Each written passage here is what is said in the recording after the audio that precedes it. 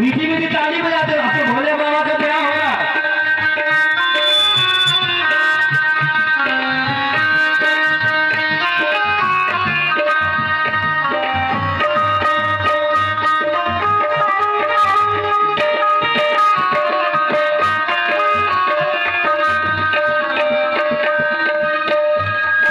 चार वस्तु बोले क्या बढ़ मिलती है? बोले आयु, उसकी आयु बढ़ती होती है। बोले विद्या बढ़ती है, ये उसका यश बढ़ता है और उसका बल बढ़ेगा। ये चार वस्तु अपने आप मिलेंगे।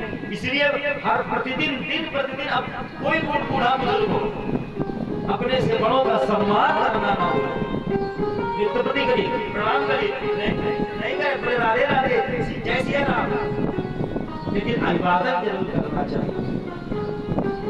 जिसने नहीं किया अहंकार में पड़ा था। नारद जी ने श्राप दे दिया, तुझे इतना अहंकार अपने ज्ञान का, जाओ 84 लाख योनि में हाथी की योनि तुम्हें प्राप्त होगी। आज ये हाथी की योनि प्राप्त भगवान के द्वारा ये मुक्त हुआ, एक सुंदर सा देव रूप धारण करके स्वर्ग में चला गया। बोली गोविंद भगवान की जय, जय राधा रमण हरि बोल, जय जय राधा रमण हरि बोल,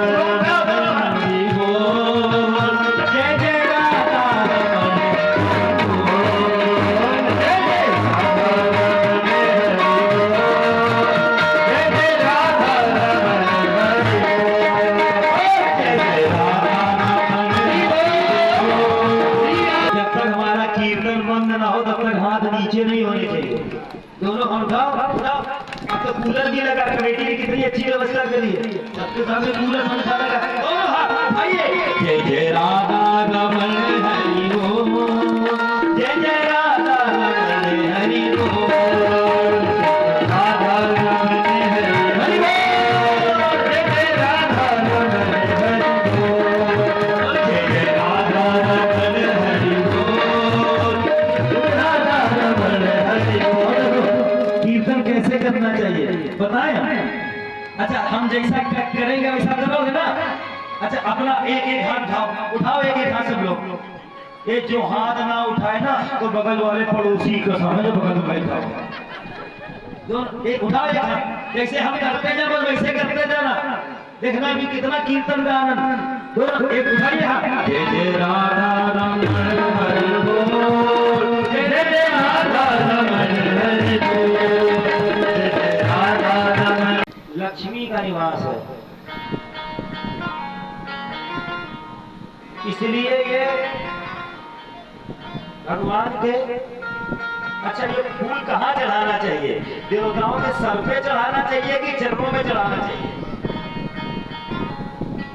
भाई आप लोग को पुजारी हो तो कथाएं सुने हो, इतना तो जानते हो, रोज मंदिर भी जाते हो, तो ये पुष्प देवताओं के सर पे चढ़ाया जाता है कि चरणों में चढ़ाया जाता है? चरणों में। चरणों में, क्योंकि ये लक्ष्मी का स्वरूप है। पत्नी सर पे बैठती है क्या? आजकल की बात नहीं कर रहे, आप तो सर पे बैठी है। आजकल तो सर पे बैठी है।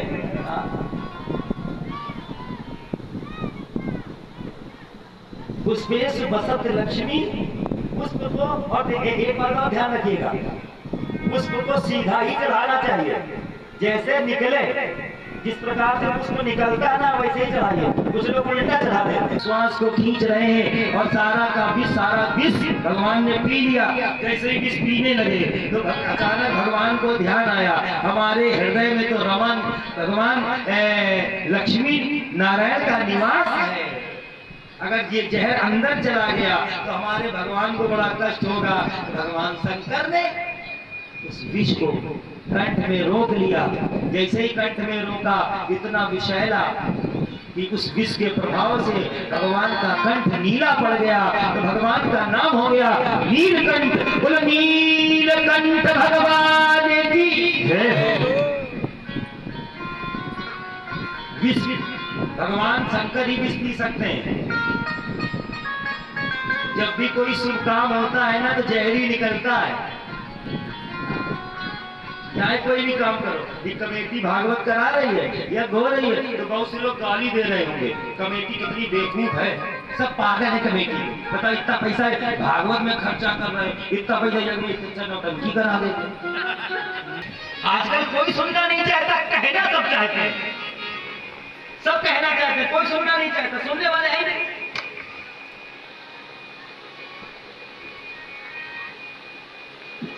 हर विष निकला, भगवान ने विष का पान किया, संसार की रक्षा की भगवान ने। पुनः समुद्र मंथन हुआ। ये पहला देखो विष भी रत्न है। दूसरा रत्न क्या निकला? बोले कामधेनु गाय निकली। अब ये कामधेनु गाय किसको दी जाए? देवताओं को दी जाए कि दैत्यों को दी जाए? जब अपनी बेटी का कन्यादान करता है ना, तो बाद में गौदान होता है। गौदान जरूर करना चाहिए। कोई भागवत भी सुने, कोई यज्ञ का राजा बने, यजमान बने, तो इसके बाद गौदान का बड़ा महत्व है। गौदान करना चाहिए। तो सप्त ऋषि ब्राह्मणों को वो कामधेनु गाय दे दी गई। फिर समुद्र मंथन हुआ, तीसरा रत्न निकला। तीसरा रत्न क्या निकला? वारुणी देवी। कौन निकली? वारुणी देवी। ये वारुणी देवी कौन है? पहले सतयुग में इनका रूप कन्या का था। ठीक है, ध्यान से सुनेंगे हमारे भैया लोग, बहुत सुने, इनके ही इंपॉर्टेंट बात है। इनका रूप पहले कन्या का था, अब कलयुग में बोतल में बंद आने लगी।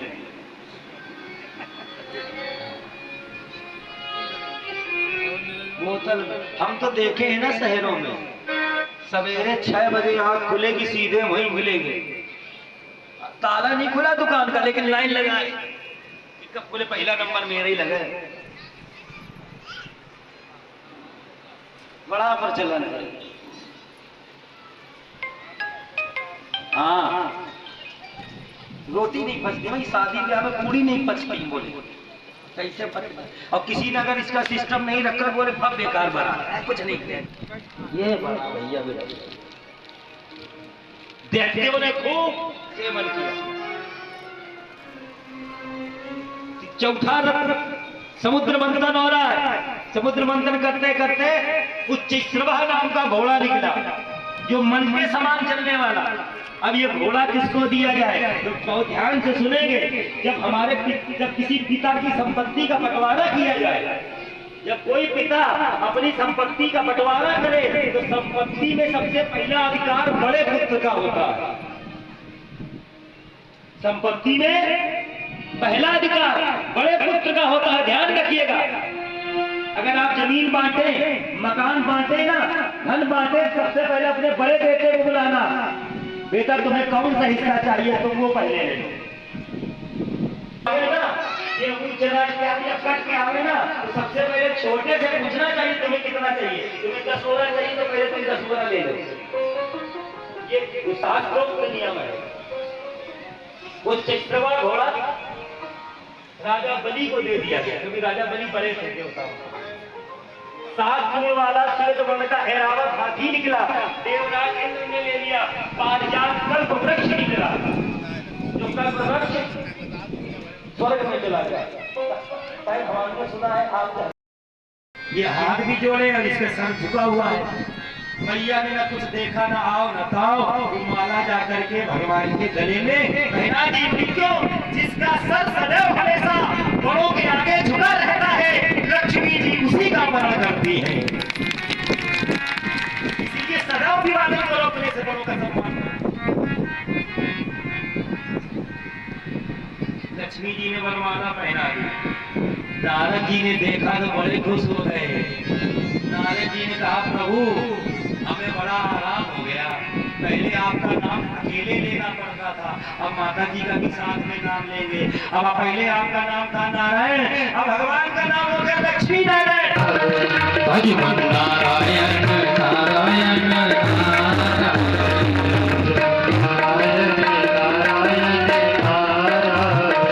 कमला जी दुल्हन को लेके चले गए। बोले समुद्र मंथन। देवताओं और दैत्यों ने समुद्र मंथन शुरू किया। मंथन करते करते करते अंतिम में 14वां रत्न निकला। कौन निकला? भगवान धन्वंतरी जी का प्रादुर्भाव हुआ। सोने का कलश लिए है, इसमें अमृत भरा हुआ है। ये धन्वंतरी कौन है? आयुर्वेद, आयुर्वेद के प्रणेता है, जिन्होंने आयुर्वेद बनाया है। अमृत कलश लिए भगा। अब देवताओं में खलबली मच गई। अगर राक्षसों ने अमृत पी लिया तो ये राक्षस अमर हो जाएंगे। प्रभु हे जगदाधार, हे दीन बंधु, हे दीनानाथ, हे अग्रवत्सल, रक्षा करो, रक्षा करो। क्या बात हुई? तुमने राहु अमृत कलश छीन करके ले गया है प्रभु, अगर इसने अमृत पी लिया तो बड़ा गड़बड़ हो जाएगा। भगवान ने कहा चिंता ना करो। एक घोर जंगल से राहु चला जा रहा। भगवान ने अपना रूप बदला, बढ़िया सुंदर सी साड़ी पहनी, लंबे लंबे बाल भगवान ने किए, बालों में गजरा लगाया, आंखों में काजल लगाया, सुंदर सोने चांदी के चूड़ा पहने, पैरों में घुंघरू वाली पायल पहनी, बाजूबंद कमर पे की। जब चलते हैं ना तो छम छम छम छम आवाज आती है। 16 श्रृंगार करके भगवान शंकर ने देखा, अरे ये कौन सा रूप बनाया है? तो सुखदेव जी कहते हैं ये भगवान ने मोहिनी रूप धारण किया। बोले मोहिनी भगवान की। अमृत पिलाने लगे। राहु जान गया हमारे साथ कपट हो रहा है, सूर्य और चंद्रमा के बगल में जाकर के बैठ गया। भगवान ने सबको अमृत पिलाया, राहु को भी देख लिया। देख करके जान गए भगवान कि राहु है, लेकिन भगवान ने पंक्ति विरोध नहीं किया। पंक्ति विरोध नहीं करना चाहिए। आपकी पंगत में चाहे कोई भी बैठ जाए, बीच से मत उठाओ उसको, कोई भी बैठ जाए, ये पंक्ति विरोध है। अगर रसगुल्ला सबको परस रहे हो तो सबको दो फिर एक लाइन से, फिर ये नहीं कि ये वीआईपी इन्हीं को देंगे, ऐसा नहीं होना चाहिए। भगवान के दरबार में सब बराबर होना चाहिए। राहु को भी अमृत पिला दिया, लेकिन भगवान ने सुदर्शन जिसके गले को काट दिया। पहले एक था, अब 2 हो गए, राहु और केतु। अब ये नवग्रहों में इनकी पूजा होने लगी। बड़े खतरनाक है राहु केतु। कुंडली में लग जाए, 18 साल की दशा लगे राहु की और 7 साल की लगे केतु।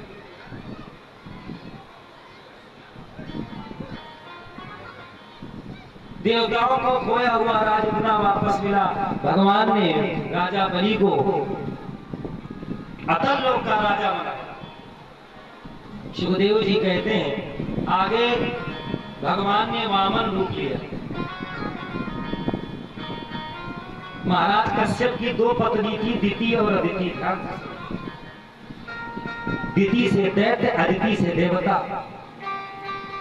एक बार देवी अदिति संध्या के समय श्रृंगार करके भगवान कश्यप के पास आई। बोले महाराज स्वामी हमको वरदान दीजिए कि हमको भगवान जैसा पुत्र प्राप्त हो, नारायण जैसा पुत्र हो हमारे।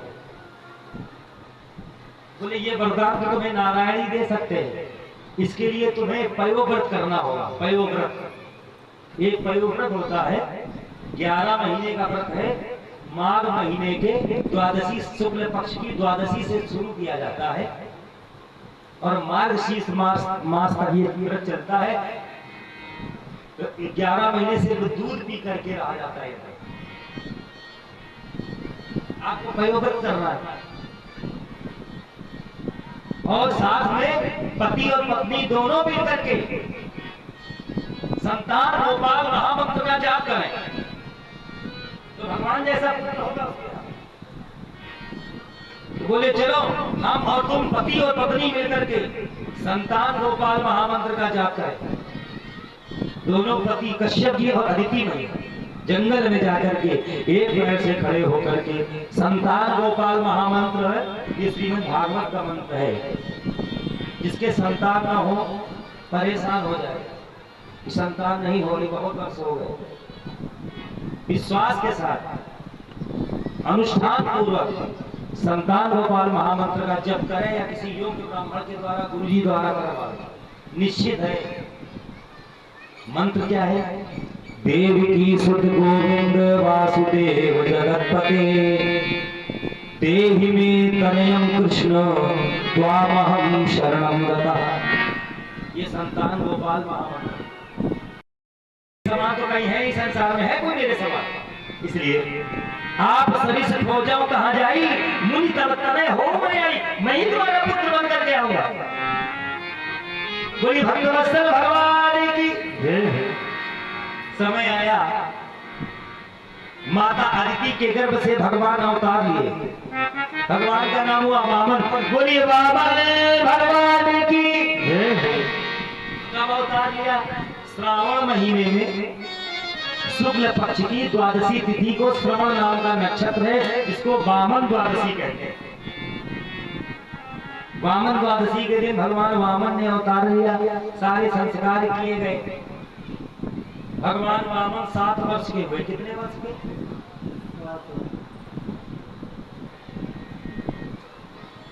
उनका संस्कार हो रहा है। कौन सा संस्कार? हमारे ब्राह्मणों में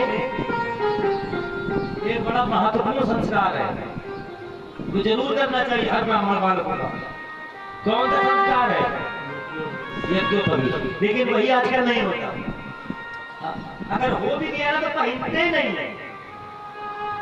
92 अंगुल का और वैश्य का 90 अंगुल का जरूर पहनना चाहिए। तो आज महाराज का यज्ञोपवीत हो रहा है। बात है कि 16 संस्कार कम से कम याद तो है आप कि 16 संस्कार है। लेकिन आजकल जो है ना, किसी को 16 संस्कार के विषय में नहीं पता। सिर्फ 2 ही संस्कार याद है, एक विवाह संस्कार, एक अंतिम संस्कार। बाकी संस्कार सब भूल गए।